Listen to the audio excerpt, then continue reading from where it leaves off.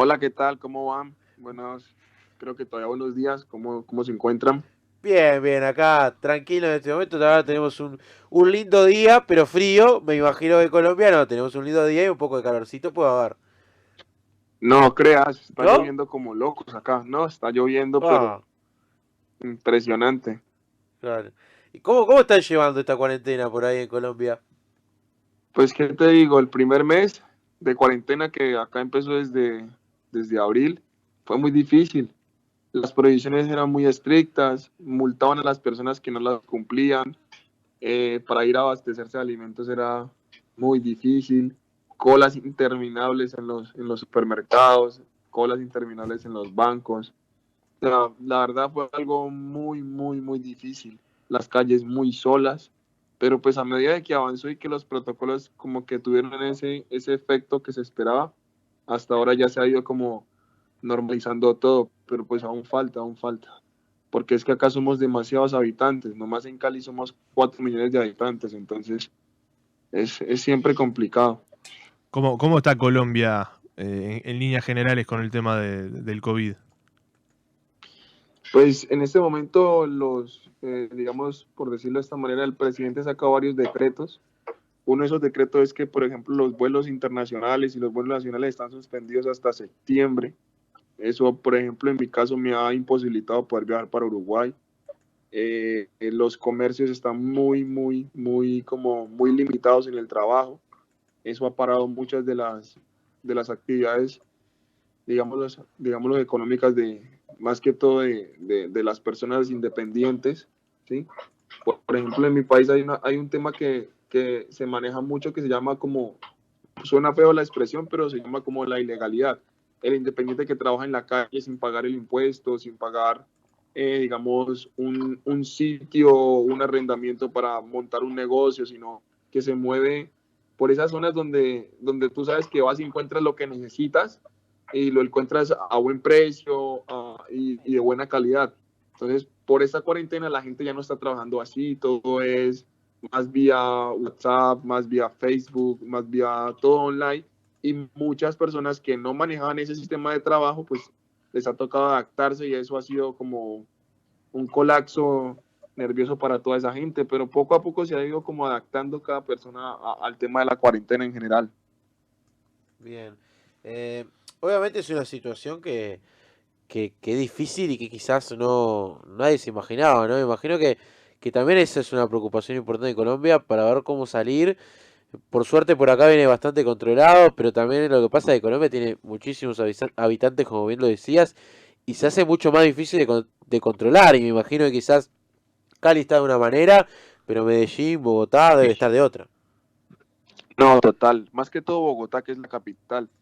Como ha recibido Colombia en los últimos meses, ha recibido una gran cantidad de inmigrantes por parte de la frontera de Venezuela y que se han erradicado más que todo en Bogotá, ha crecido de una manera increíble la población en esa ciudad. No tengo el dato exacto de cuántos habitantes tiene Bogotá en este momento, pero ya es más de lo que estaba habituado o habituada la ciudad a tener.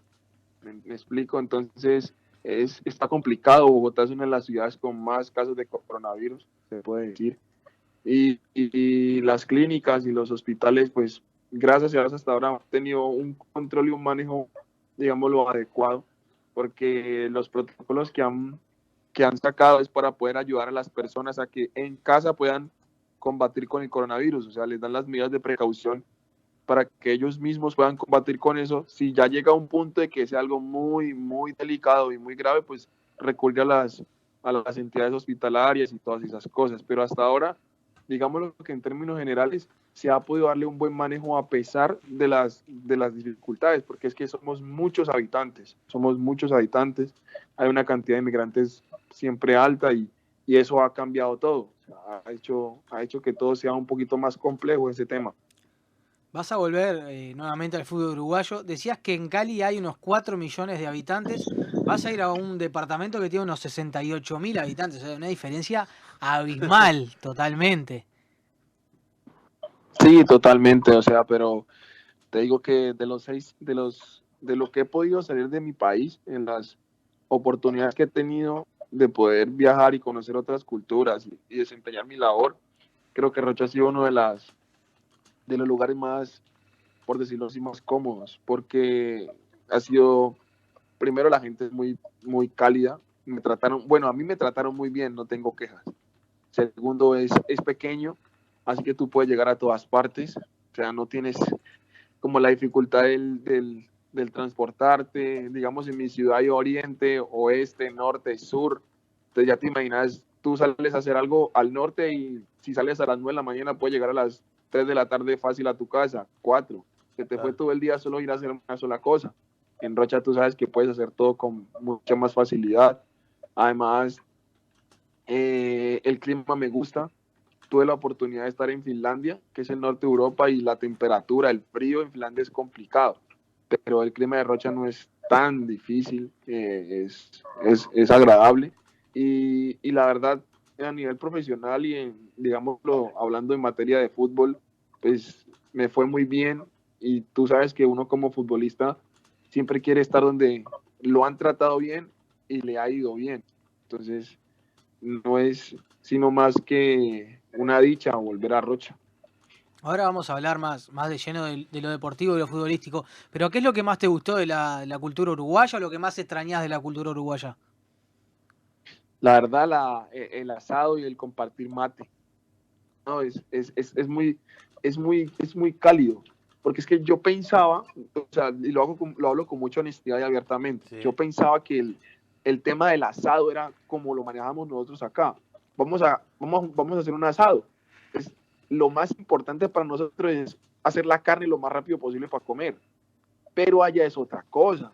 Claro. La carne viene siendo como el final de todo y hay un proceso largo donde vos te sentás a tomar mate, a degustar cositas, a hablar, a interactuar, a ver cómo la leña se vuelve la brasa, a acomodar bien las cosas, que si te antoja hacer una pizza, te haces una pizza. Entonces, todo eso es absolutamente diferente a lo que yo en mi vida había hecho. Entonces, para mí eso fue una de las mejores cosas. Y más con la gente que estuve. O sea, yo creo que todo depende con las personas que tú compartas. Y con las personas que estuve hablando del profesor Machado, del profesor Gerardo, de mis compañeros, de mi mutilero, que lo recuerdo mucho, que le decimos Nano. O sea, toda esa gente me hizo ver algo muy diferente de lo que yo pensaba y quedé demasiado como muy apegado a eso y me gustaba mucho. Es de las cosas que yo más extraño, por decirlo de esa manera. Bien, bien. Hablabas que volvés a un club donde te sentiste cómodo, donde además tuviste un goleo muy importante. Esta vez te va a tocar una división que va a ser totalmente diferente, que donde quizás los campos de juego están un poco mejor a los que jugaste el año pasado, pero que va a ser muy dura porque los equipos se armaron muy bien, trajeron jugadores de renombre, algunos de figuras ex selección uruguaya, entonces creo que va a ser una apuesta y un torneo bastante difícil. Estoy de acuerdo, coincido contigo. La verdad, creo que va a ser bastante difícil. Ni más faltaba, pues Uruguay es un país muy bueno en el fútbol. Por nada, ustedes no son los 14 veces campeones de Copa América, ni tienen 2 mundiales, o sea, por nada, no tienen todos esos logros. Diría yo que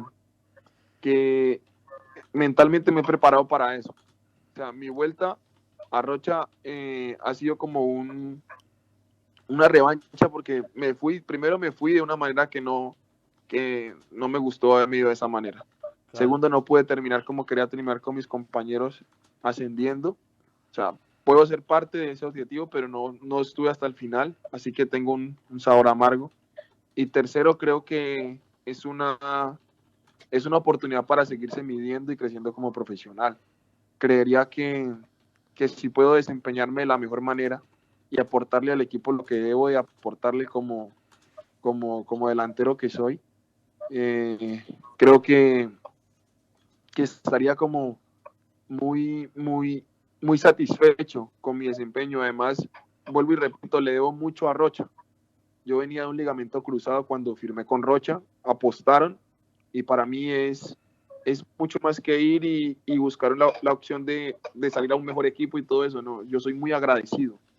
soy muy agradecido y Rocha me dio la mano cuando yo más la necesitaba. Ahora que, ahora que estamos en la adicional, puedo decir que es la oportunidad para retribuirle eso a Rocha, porque de por sí creo, y con lo que sé de la historia de Rocha, es un equipo que merece estar en la primera división del fútbol uruguayo. Claro. Aparte fue, imagino, duro ver que no pudiste jugar la final.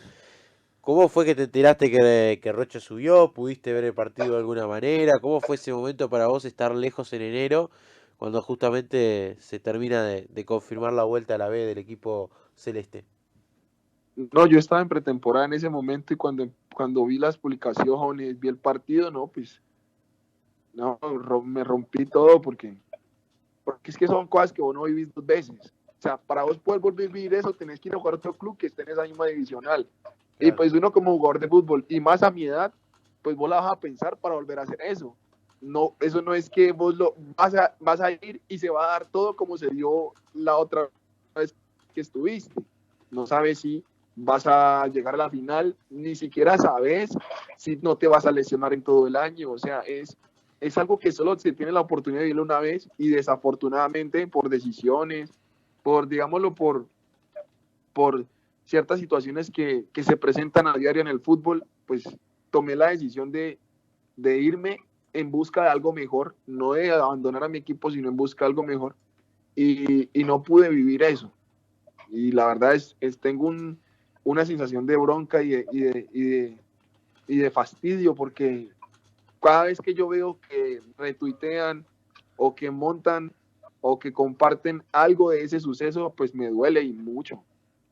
Me duele demasiado. Yo creo que cualquier jugador le gustaría estar en un momento así, y más en un equipo que tiene historia, porque Rocha tiene su historia y debe ser muy gratificante para cualquier jugador poder ser parte de la historia de un club, porque eso es lo que te queda en el fútbol, no es el dinero que haces, sino la huella y la historia que haces en los lugares que vos estás trabajando, porque eso es lo que realmente vale la pena.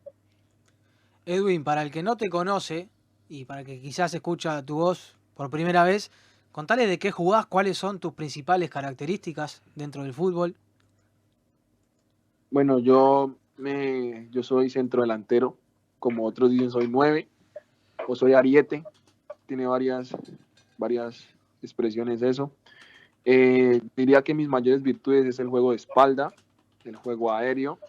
Me considero un buen rematador por cualquier perfil, izquierda o derecha, con movimientos cortos y largos de desahogo para el equipo, dependiendo del sistema en el que se mueva el técnico de turno que pueda tener.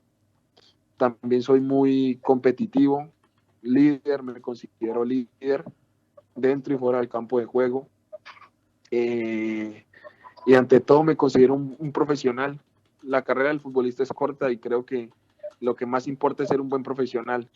Eso es lo que como que te da la pauta y te permite llegar lejos en esta profesión que no es tan fácil como algunos pueden creer que sea así de fácil. ¿Sí? Claro. ¿Qué jugador colombiano tenés como referente, digamos? Porque, a ver, si no tengo mal el dato, naciste en el 91. Y obviamente la década del 90 para Colombia fue una década linda porque, bueno, metió clasificación a mundiales, el recordado 5-0 aquel contra Argentina en el Monumental, por más que tenías 2 años, pues fue en el 93, pero una gran selección en el 90 que consagró después en el 2001 la Copa América organizada ahí en Colombia. ¿Qué recuerdos tenés de algún jugador colombiano? Obviamente en estas latitudes uno le pregunta y nombra a Valderrama, pero imagino que había algún otro que obviamente pueda haber estado todavía en tu memoria. Bueno, en ese aspecto, creo yo que fui afortunado porque he tenido la oportunidad en esta cuarentena, he tenido la oportunidad de compartir con uno de esa época, exactamente de esa época, que es Freddy Rincón. Tenemos un amigo en común y nos invitaba mucho a jugar fútbol tenis. Y a Freddy le gusta mucho eso porque como jugó en Corinthians, en Brasil, allá juega mucho eso en la playa y todo eso. Sí. Y pude compartir con él y yo tenía muchas imágenes y muchas muchas conclusiones respecto a esa época ahora del fútbol profesional de la selección colombiana, pero yo no había podido compartir sino con un solo jugador yo jugué en el equipo de él, que es el Tino Asprilla. El Tino Asprilla tiene un club que se llama Cafa Fútbol Club, y yo pude compartir con él y pude saber mucho de él, y fue increíble.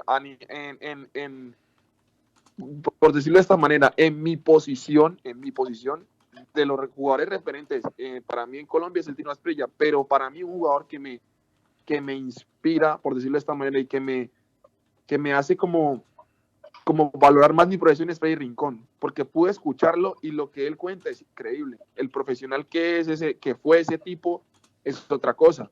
Yo no tenía claro, y él nos contaba que en toda su carrera profesional, siendo el volante 5 que era, o a veces 8, o a veces un 6, él pudo lograr hacer 192 goles en su carrera profesional. O sea, ustedes me van a perdonar, pero si para muchos delanteros llegar a 15 goles en una temporada es totalmente difícil, o cruzar la barrera de los 100 en toda su carrera profesional es bastante difícil.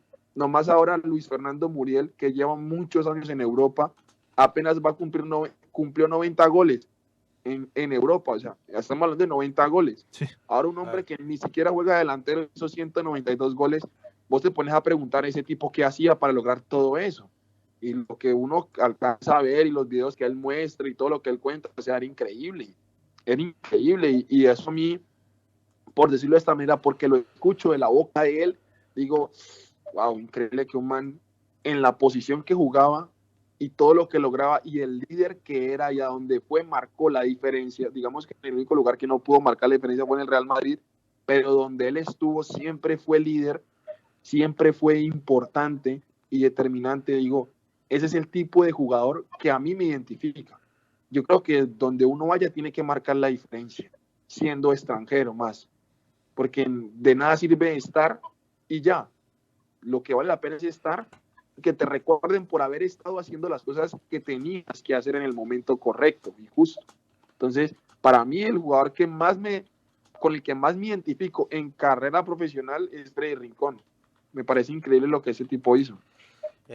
La última, justamente hablando del tema de Freddy, yo recuerdo haber visto incluso alguna serie en Netflix de los jugadores de esa época en Colombia, y se hablaba mucho del tema de cuando Freddy fue al Real Madrid, de todo lo que era la discriminación, obviamente, por su color de piel en este caso. Me imagino también que de ese aspecto debe ser un referente, porque de ahí en más también se abrió el mercado para que más jugadores colombianos pudiesen ir, como de otros países, y también combatir contra eso, que era algo muy común en la época, ¿no? Sí, totalmente. Él cuenta que llegó un momento muy difícil, donde la discriminación era algo fuerte, pero creo que en ese momento habían otros jugadores que no solamente era él, sino que tenemos que ser muy honestos. Nosotros, por ser colombianos, quizás por ahí nos ven de una manera muy diferente que ven a un uruguayo o un argentino o un brasilero. Hay que ser claros y hay que ser realistas. La materia prima argentina, uruguaya y brasilera tiene un peso más grande que la colombiana. Y no estoy por adular a mis compatriotas o a mis compañeros de profesión en mi país, pero en Colombia hay muy buena materia prima, hay muy buen jugador, pero no estamos igual catalogados, o no estamos como, por decirlo de esta manera, no nos tienen en el concepto que los tienen a ustedes.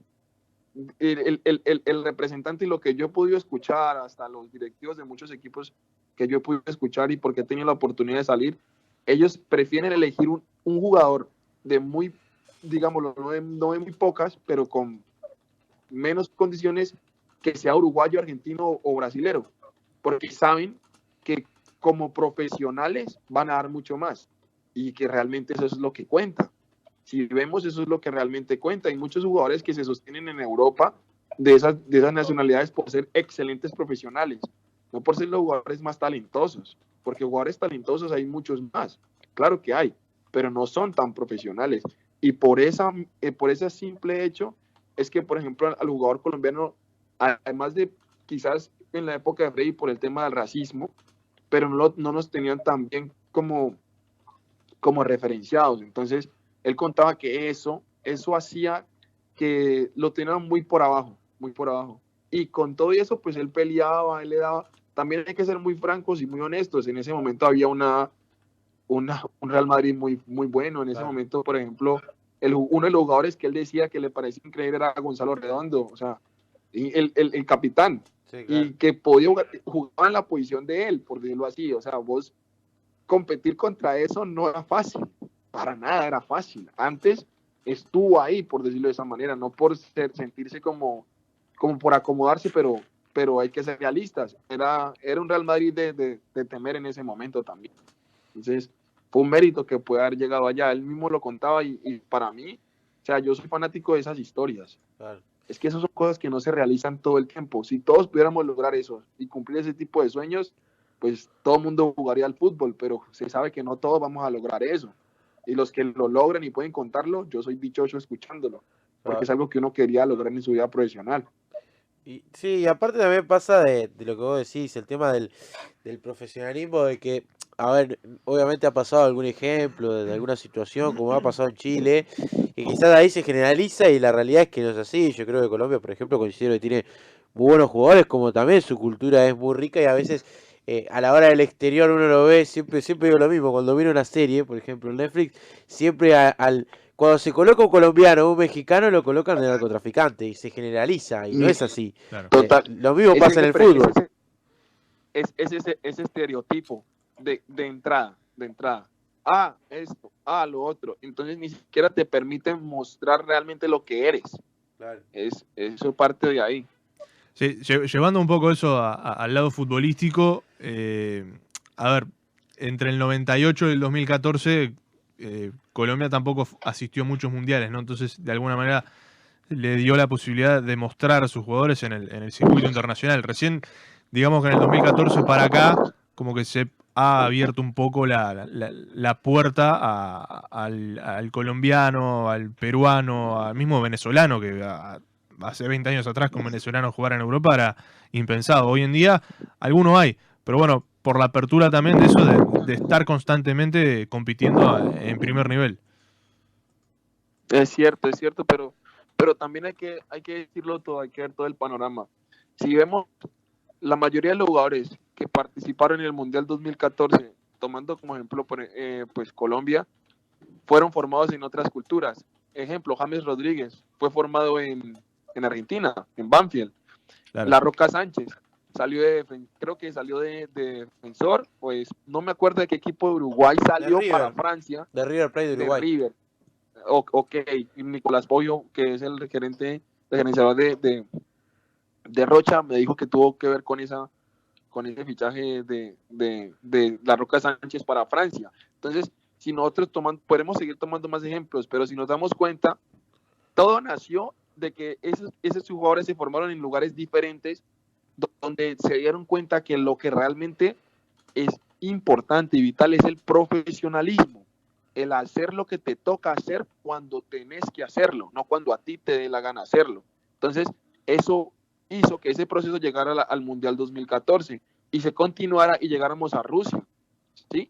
Si analizamos, no pudimos encajar, y no lo digo que porque no tuviéramos talento o porque no tuviéramos la materia necesaria para entrar a los mundiales que estaban antes del 2014, sino porque quizás por ahí nos faltaba romper la línea mental que tenían muchos jugadores en ese momento en la selección. O sea, ser selección no es nada fácil, por algo tú eres selección en un país, pero a veces, que por ahí yo pude leer un post en Instagram en estos días, que le dijeron los del Barcelona de Guardiola. Guardiola les dijo esto claro: ustedes tienen que hacer más de lo que están acostumbrados a hacer, si no les va a alcanzar para poder pelear contra el Real Madrid. Que por el tema del Real, que el arbitraje, que el peso del Real Madrid, que todas esas cosas y todo ese juego mediático que se hace hoy en día para ponerle como picante al torneo, a la liga, eso mismo le tocaba al jugador colombiano, hacer más de lo que le tocaba hacer para romper esa hegemonía de que tenía que el jugador colombiano era bueno, jugaba bien, pero no le daba al final. Y si vemos, ahora último, tenemos jugadores que están marcando la diferencia en equipos pues de alto nivel. Uno de los ejemplos más claros que a mí me encanta ver siempre es Juan Guillermo Cuadrado. Es un man polifuncional, te juega de lateral, te juega de extremo, te juega de media punta, donde tú lo ubiques te juega, y está jugando nada más y nada menos que en la Juventus, y lleva años jugando en la Juventus, y no como el buen suplente, sino como un titular indiscutible. Entonces, y han habido cambios de técnicos, entonces vos venís y decís, bueno, se rompió con esa barrera, sí se puede ser profesional, sí se puede llegar lejos y estar a la par de los mejores jugadores de los mejores países, que tomo de mi continente, Brasil, Argentina, Uruguay, que son países que siempre están repunteando, que siempre tienen jugadores en los mejores equipos. Uno de los lugares que, por ejemplo, a mí me fascina de Uruguay es José María, el central de... Sí, Jiménez. José María se dice, ¿cierto? El Sí, central del Atlético. Josema Jiménez. Increíble ese man como juega, lo que mete, no, yo me veo los partidos del Atlético y yo no veo que repase o cambio de frente. Es increíble lo que ese tipo juega y es menor que yo, pero porque es un profesional, porque sabe para dónde va, porque sabe lo que quiere, porque le apunta y le apunta. Y esas cosas son las que el jugador colombiano a lo largo de estos años pudo tomar, y ahora por eso, por ahí en otros lugares hacen buenos comentarios de los jugadores colombianos. Rompemos ese estereotipo de que el jugador colombiano es perezoso, que es folclórico, que deja todo tirado, que no te cumple tácticamente como debe cumplirte. Entonces, yo lo veo desde ese punto de vista. Si no me equivoco, además Josema debutó contra Colombia con la selección mayor. Sí, ¿verdad? Que tuvo que marcar a Falcao. Increíble lo que jugó ese tipo. Yo desde el día que lo vi, yo dije, increíble este man. Y joven, yo decía, no, increíble. Y se quedó, debutó y se quedó. Sí, sí. O sea, sí. una cosa es debutar y listo, debutaste. Tuviste tu chance en la selección. Pero debutar y quedarte y poder ser el perfecto reemplazo de centrales de jerarquía que tenían ustedes en ese momento, o sea, es algo que de marcar, sí o sí de marcar. Y se piensa que en algún futuro puede ser hasta el capitán de la selección también, ¿no? No, es que tiene todo. Y cayó en un equipo increíblemente bueno, con un técnico ganador, que es el Cholo Simeone. O sea, vos caes en un lugar de esos, si sos profesional, te potencializas a niveles increíbles en tu carrera profesional. Si sos profesional, y el pelado es profesional, porque está muy enfocado. Eso sí. Claro. Edwin, agradecerte por este minuto, la verdad fue un placer charlar de todos los temas que hemos charlado. Simplemente para la recomendación te comento, yo soy el que relata los partidos y tenemos dos comentaristas que son Santiago Pepe y Mauricio Rayotto con los que conversaste. Mauricio Rayotto, nuestro comentarista, es muy buen bailarín, le gusta mucho la música de Colombia. ¿Qué cantante o qué música o canciones le recomendás a nuestro comentarista que no pueden faltar en su celular? Me gusta mucho la salsa. La salsa, bueno, qué cantante, pero depende de la salsa que le guste, porque es que en Colombia aquí hay, digamos lo que más que todo en mi ciudad, hay como todo tipo en salsa hay varias variantes. Entonces, si a ti te gusta la salsa suave, esa como que le decimos acá la de alcoba, hay varios cantantes buenos, o si te gusta esa salsa movida. A él le gusta la movida le gusta. Igual soy romanticón también, ¿eh? Estoy muy a favor de la salsa romántica. Sí. Ok. Pues la verdad, en este momento yo te puedo recomendar un cantante de salsa movida. Sería bueno que escucharas a ¿cómo es que se llama? Willy García. Willy García, sí, claro. Willy García tiene muy, muy buenos temas y es oriundo aquí en mi ciudad de Cali. Por eso te lo puedo recomendar. Es oriundo aquí en mi ciudad de Cali, es muy bueno, tiene temas muy buenos. También hay uno que está surgiendo en estos últimos tiempos. Willy García es ex cantante del grupo Nietzsche, ¿no? Exactamente, sale el grupo Nietzsche. También hay uno que lo está haciendo muy bien, que se llama Andy Caicedo, que es aquí también oriundo de Cali, que lo está haciendo muy bien. Muy bien. Te lo recomiendo a ojos cerrados. Bien, acá estamos escuchando Willy García, mira, escuchá un poquitito, mira. Y el amor llegó sin ser invitado, yo no lo esperaba. Ahí te dimos un poco de Willy García, Edwin, para ambientar el final de la nota. Qué bueno. Bueno, Edwin, agradecerte por estos minutos y bueno, nos estaremos observando por aquí en la cancha a ver cómo anda esta Rocha. El vuelo humanitario por ahora no sabes cuándo tiene fecha para llegar. No, la verdad no, tengo a los de la embajada como te digo, como novia intensa, estoy encima de ellos todos los días. Me a ver qué imagino. me pueden resolver, porque necesito llegar, hacer mi cuarentena respectiva, incorporarme al grupo, trabajar, estar a las órdenes de Gustavo Machado y estar con mis compañeros, es necesario. Cada vez más es más cerrado el tema y necesito ya como arrancar y eso me tiene un poquito, digámoslo, preocupado. Ustedes entenderán. Bueno, vamos a tratar de hacer la fuerza posible por acá. A ver si bueno, a través de Cancillería o algo también se puede tratar con la AUF de facilitar el tema. Así que bueno, Edwin, muchas gracias y lo mejor, ¿eh? Quería mandarle un Sí, saludito ahí a Nicolás Arcos, compañero que quiero mucho acá de mi ciudad, y mandarle un saludo enorme a toda la gente de Rocha y a mi representante. Yo no sé si los jugadores, la mayoría de los jugadores en el mundo tienen esta conexión con sus representantes, pero yo con el mío tengo una muy buena conexión. Sergio Tampa es un español, es, es más que mi representante, es como mi hermano, porque en el momento más difícil de mi carrera me brindó la mano y fue un apoyo. Así que mandarle un saludo allá a la distancia a España y a toda la gente de Rocha que estoy ansioso de llegar, ansioso de llegar. arriba, Edwin, lo mejor. Gracias por Dale, todo. lo mejor, un abrazo, crack, dale, chao. Ahí pasó entonces Edwin Saraza, la verdad.